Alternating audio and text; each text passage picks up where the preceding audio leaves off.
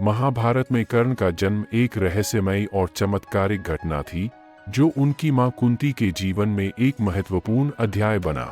कर्ण का जन्म कुंती द्वारा प्राप्त एक दिव्य वरदान के कारण हुआ था।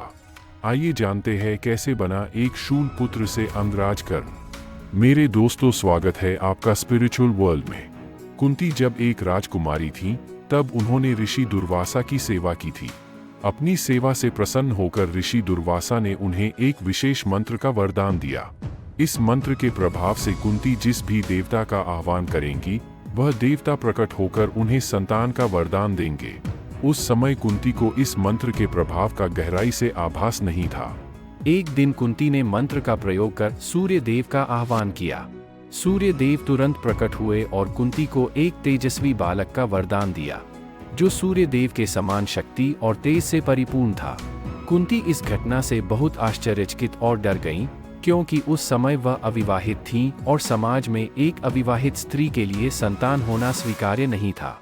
इसलिए कुंती ने अपनी संतान को एक गुप्त स्थान पर छोड़ने का निर्णय लिया। उन्होंने उस बालक को एक सुंदर सोने की पेटी में रखा और नदी में बहा दिया।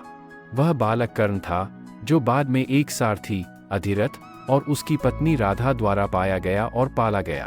अधिरथ और राधा ने उसे अपने पुत्र के रूप में अपनाया और इस तरह कर्ण का पालन पोषण हुआ। कर्ण का जन्म सूर्य देव से होने के कारण उनमें अद्भुत शक्ति और साहस था।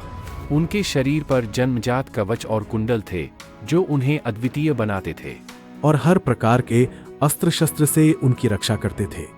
उनके इन्हीं गुणों के कारण वह महाभारत के महानतम योद्धाओं में से एक बने।